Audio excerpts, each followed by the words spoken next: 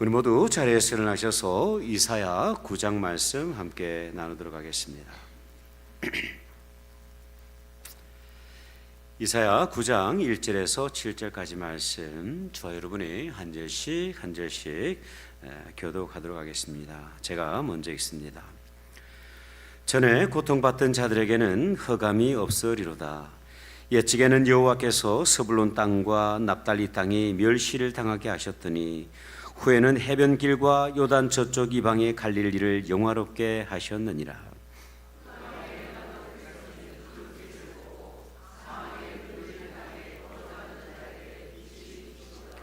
주께서 이 나라를 창성하게 하시며 그 즐거움을 더하게 하셨으므로 추수하는 즐거움과 탈취물을 나눌 때의 즐거움 같이 그들이 주 앞에서 즐거워하오니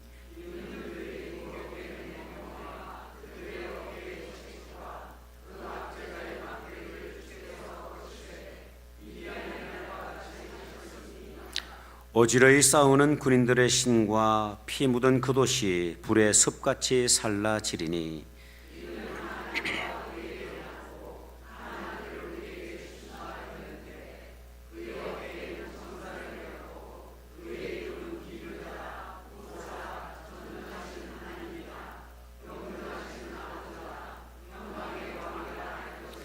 합독합니다.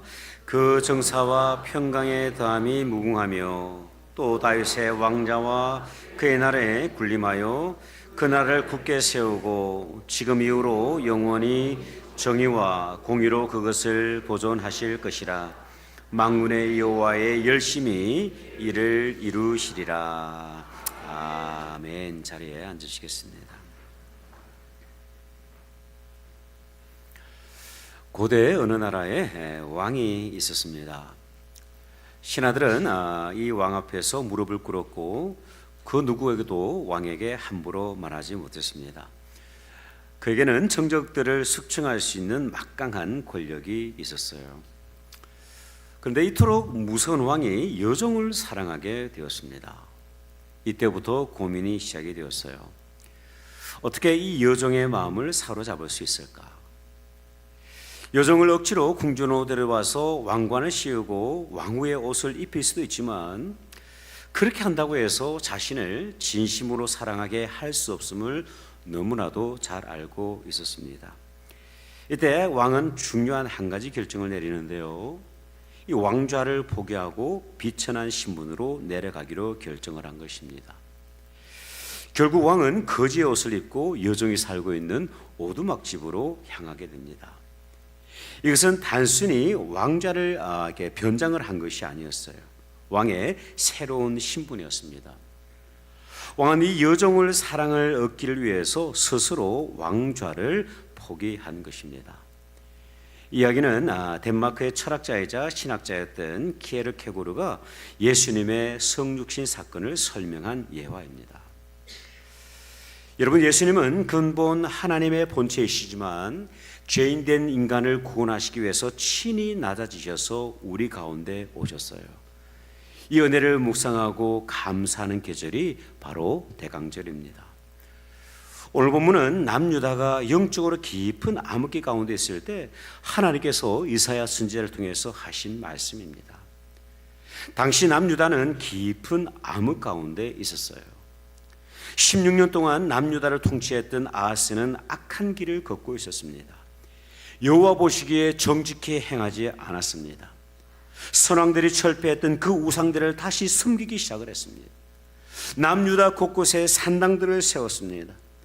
하나님을 의지하기보다는 아수르의 힘을 더욱더 의지하고 있었어요. 심지어 성전에 있던 은금을 모아다가 아수르에게 종으로 바쳤던 적도 있어요. 더 나아가서 이 아수르의 우상 제단이 너무나도 좋아 보여서 그 우상 제단을 그대로 가져와 가지고 복사를 해서 이 이스라엘에도 동일한 단을 만들게 되죠. 그 제단에서 우상들을 섬겼던 시대가 바로 이 아하스 시대입니다. 남유다 역사를 통틀어서 가장 암흑기였던 그런 시대를 지나가고 있었던 것이죠. 여러분, 이때 하나님께서 회복을 선언하십니다. 그 회복은 이 땅의 왕으로부터 시작이 되는 것이 아니라 영원하신 왕, 예수 그리스도 메시아를 통한 회복의 말씀이었어요. 그렇다면 여러분, 이 땅을 구원하시고 회복시키실 이 예수 그리스도, 그 메시아는 우리 가운데 어떤 모습으로 오셨을까요? 주변을 돌아보면 우리가 살아가는 시대는 이 아하스 시대 이상으로 참으로 어두운 시대입니다. 이 어두운 시대를 살고 있는 우리가 주목해 보아야 될 예수 그리스도, 그 메시아의 모습은 무엇일까요? 첫 번째, 메시아는 우리 가운데 빛으로 오셨습니다. 여러분, 크리스마스가 다가오면 곳곳에 밝은 불빛들이 켜지기 시작을 합니다. 우리 교회도 교회 내부도 그렇고 밖도 그렇고 밝은 게 불을 켰는데요, 빛으로 우리 가운데 오신 그 메시아 예수 그리스도를 환영하기 위해서입니다. 오늘 본문 1절과 2절의 말씀을 우리 다 같이 한번 읽어보도록 하죠. 시작. 전에 고통받던 자들에게는 흑암이 없으리로다. 옛적에는 여호와께서 스불론 땅과 납달리 땅이 멸시를 당하게 하셨더니 후에는 해변길과 요단 저쪽 이방의 갈릴리를 영화롭게 하셨느니라. 흑암에 행하던 백성이 큰 빛을 보고 사망에 그늘질 땅에 거주하던 자에게 빛이 비치도다. 아멘. 선지자 이사야는 흑암에 살던 그 백성들에게 큰 빛이 임했다고 선을 합니다. 그 빛으로 인해서 사망에 그늘질 땅에 살고 있던 그 인생들이 빛을, 소망을 보았다고 선을 하고 있어요. 여러분, 그 빛이 임한 곳이 어디냐면 스불론과 납달리 땅입니다. 이 두 가지 땅은요, 실제로 정말 암흑의 땅이었어요. 왜냐하면 이방 민족이 침략을 할 때 가장 먼저 공격을 받았던 지역이 바로 이 스불론과 납달리 땅이기 때문입니다. 하지만 하나님께서는 이사야 선지자로 하여금 흑암으로 가득한 그 땅에 빛이 임함으로 말미암아 더 이상 고통이 없을 것이라 선언을 하고 있어요. 여러분, 이 스불론과 납달리 땅이 신약 시대에 어떤 땅의 이름으로 바뀌냐면 갈릴리 땅으로 바뀌게 됩니다. 실제로 이 말씀은요, 역사 가운데 이루어지죠. 예수님께서 늘 사역하셨던 곳이, 복음을 전하셨던 곳이 바로 이 갈릴리 땅 아닙니까? 여러분, 예수님은 빛으로 우리에게 오셨습니다. 암흑 가운데 있던 우리에게 환한 빛으로 오셨어요. 이 빛이 우리의 소망입니다. 어둠을 밝히는 등불입니다. 얼마 전에 총회 교육부가 주관했던 세미나를 제가 참석을 했던 적이 있는데, 이번 세미나는요, 청교도 신앙의 발자취와 그리고 영적 대각성 운동이 있었던 그 현장을 직접 방문해 보는 것이었습니다. 사실 제 안에 설레는 마음이 있었어요. 이 땅에 복음의 기초를 세웠던 그들이 어떠한 모습으로 이 땅을 정말 믿음으로 살아왔는지 책으로만 공부했던 그 내용을 현장에서 학습할 수 있다는 그런 기대가 제 가운데 있었어요. 근데 정작 세미나를 마치고 돌아올 때는 제 마음이 무척 무거웠습니다. 왜냐하면 신앙의 흔적은 남아있지만 지금은 그 어느 지역보다도 세속화된 모습으로 변해버렸기 때문에 그래요.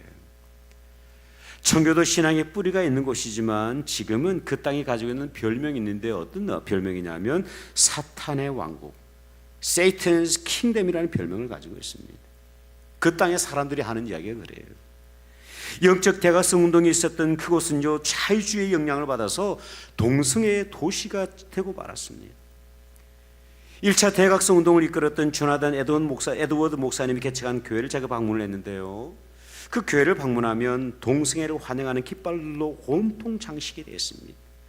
성전 밖도 마찬가지고 성전 내부도 마찬가지예요.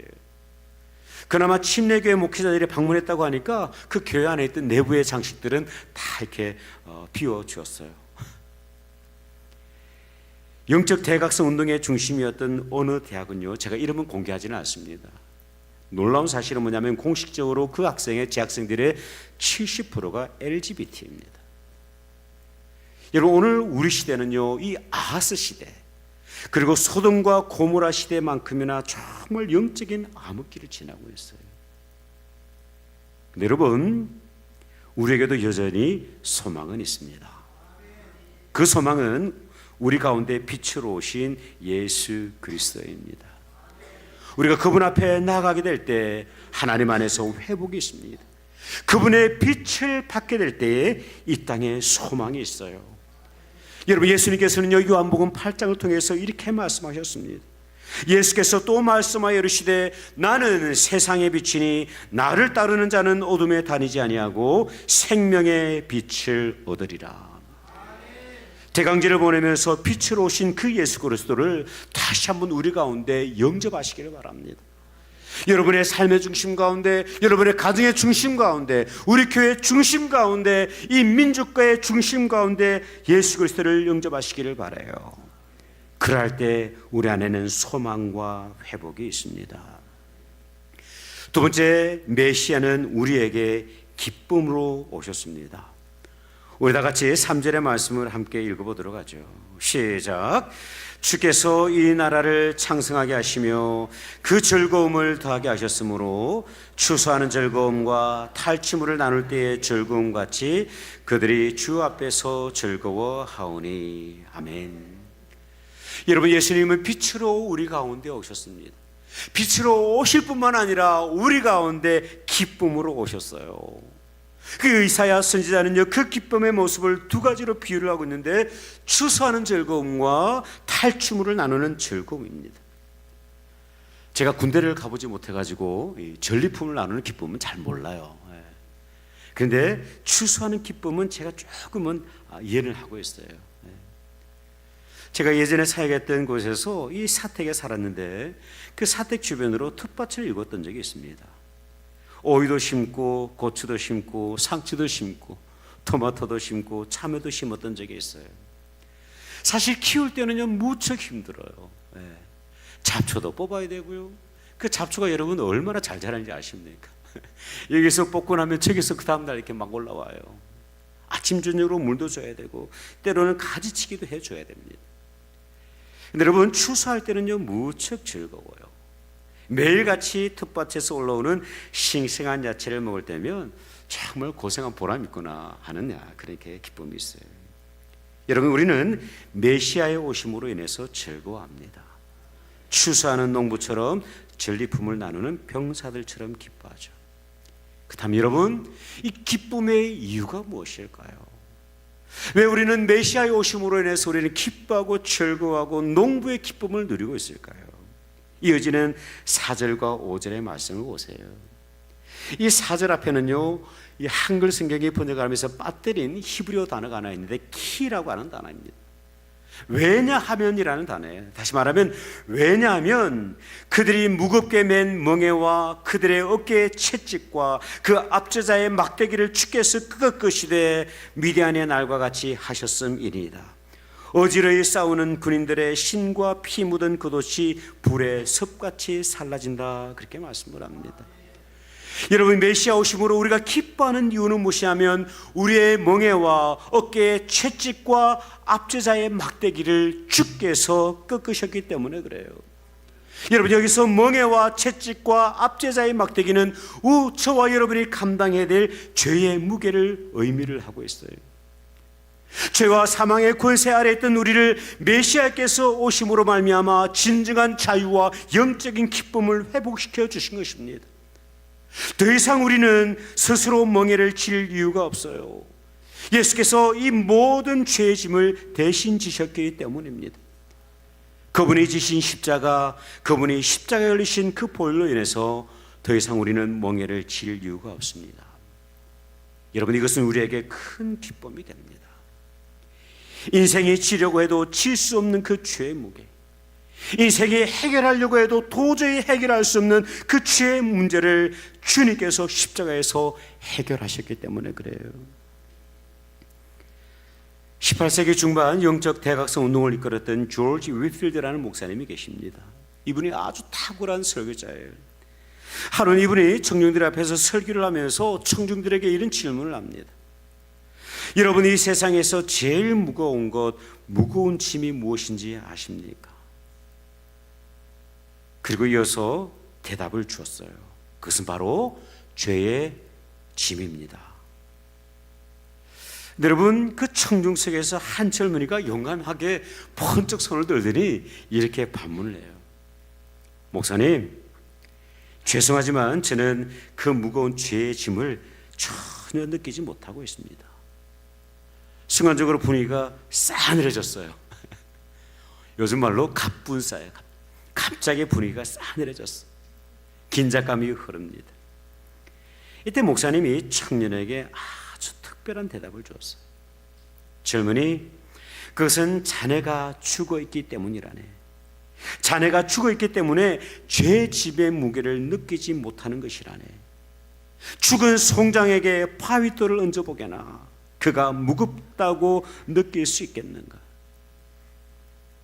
여러분, 죄의 짐은요 참으로 무겁습니다. 그 죄의 짐은요 우리 스스로 질 수 있는 짐이 아니에요. 제가 회심하기 전에 한 가지 고민했던 것이 있었는데, 그것은 뭐냐면, 주변에 계시는 귀한 성교 신앙이 참 좋으신 어르신들이 기도할 때마다 항상 하셨던 말씀이 저는 이해가 되질 않았어요. 주님, 저는 죄인입니다. 흉악한 죄인입니다. 용서받을 수 없는 죄인입니다. 주님, 저를 불쌍히 여겨주십시오. 그렇게 기도를 하시더라고요. 그런데 아무리 봐도 제가 볼 때 그분들은요 그렇게 심각한 죄인이 아니에요. 늘 새벽기도 다니시고 주일 예배 얼마나 참 거룩하게 들으시는지 몰라요. 교회 사는 봉사 정말 열심히 하십니다. 때로는요 비난을 받고 막 정죄를 받아도 주님 주신 십자가 치고 내가 이 사명 감당하게 하겠습니다라고 고백하며 살아가시는 분들이에요. 그런데 그분들의 고백이 뭐냐면, 주님, 저는 용서받을 수 없는 죄인입니다. 그렇게 이야기를 하시더라고요. 근데 제가 그분들의 고백을 저도 회심하는 과정에서 알게 되었어요. 저와 여러분의 죄의 무게는요 다름 아닌 십자가의 무게입니다. 예수님께서 주신 그 십자가의 무게가 바로 저와 여러분의 죄의 무게였던 거예요. 여러분, 우리는 내 안에 있는 죄의 모습을 통해서 십자가를 해석하려고 해요. 근데 여러분, 죄의 무게는요 십자가만을 통해서 해석되어집니다. 이 은혜를 알았던 존 뉴턴이 이런 찬양을 하지 않습니까? 나 같은 죄인 살리신 주원의 놀라워, 잃었던 생명 찾았고 광명을 얻었네. 그렇게 찬양을 합니다. 여러분, 우리가 져야 될 그 모든 죄의 짐을 예수님께서 지셨습니다. 주님께서는 우리로 하여금 죄 사함의 기쁨, 그 구원의 감격을 누리게 하시는 것이죠. 그 예수 그리스도께서 우리에게 오신 계절이 바로 이 대강절입니다. 우리의 모든 죄를 사하신 그분의 은혜로 인하여서 감격하며 기뻐하는 성탄절 되시기를 주님의 이름으로 축복합니다. 마지막으로 메시아는 우리 가운데 평강의 왕으로 오셨어요. 우리 다 같이 이어지는 6절과 7절의 말씀을 함께 읽어봅시다. 시작.